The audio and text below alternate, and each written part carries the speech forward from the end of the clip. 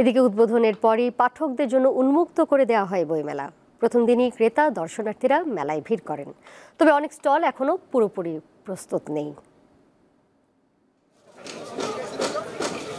বছর ঘুরে আবারও এলো ভাষার মাস।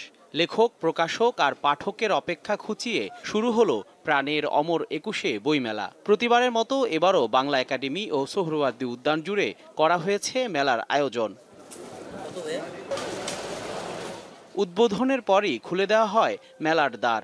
ছুটির দিন হওয়ায় অনেকে আসেন ঘুরতে, পছন্দের বইও কেনেন কেউ কেউ। ছোটবেলার যে বইগুলো, তিনগোয়েন্দা, মাসুদ রানা, ওনাদের বইগুলো কিনলাম। এছাড়া কিছু অনুবাদ কিনলাম, কারণ বইমেলা হচ্ছে অনুবাদের বইটা সবচেয়ে বেশি ভালো পাওয়া যায়। আজকে প্রথম দিন ভাল লাগছে, কজ আজকে ইউজুয়ালি দেখা যায় যে অন্যান্য সময় যে পরিমাণ ক্রাউড আছে, বাট অতটা ভিড় নেই। একটু নতুন আপডেট করে প্রচ্ছদগুলো আপডেট করা হয়েছে, এছাড়া আমি বইমেলার কোনো আপডেট দেখছি না। এখনো স্টলগুলো ঠিকমতো বসেনি, নতুন মাত্র আজকে প্রথম দিন। আরও কয়েকদিন গেলে হয়তো আমরা ভালো ভালো স্টলে বসবে, আরও বই দেখতে পারবো নতুন। তবে প্রথম দিনও প্রস্তুত হয়নি বহু স্টল। সাজসজ্জা ও বই সাজানোর কাজেই ব্যস্ত সময় পার করেন অনেক প্রকাশক। প্রত্যাশা রয়েছে ভালো ব্যবসার। একদম পুরোপুরি শুরু হয়নি, জাস্ট এখন দেখতেই পাচ্ছেন আশেপাশের দোকান সব এলোমেলো, এখনো কিছুই বোঝা যাচ্ছে না। তবে আমরা আশাবাদী যে ভালো হবে, কারণ এবার ওয়েদারটা ভালো।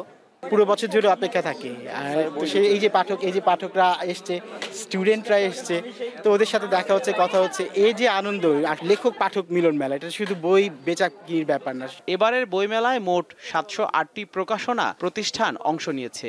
এর মধ্যে প্যাভিলিয়ন রয়েছে ৩৭টি। জুলাই গণঅভ্যুত্থান, নতুন বাংলাদেশ বিনির্মাণ, এই প্রতিপাদ্যকে সামনে রেখে এবছর শুরু হলো অমর ২১শে বইমেলা।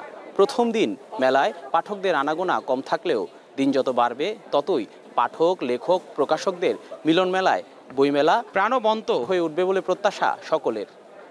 জহিরুল মোহসান, দীপ্ত সংবাদ, ঢাকা।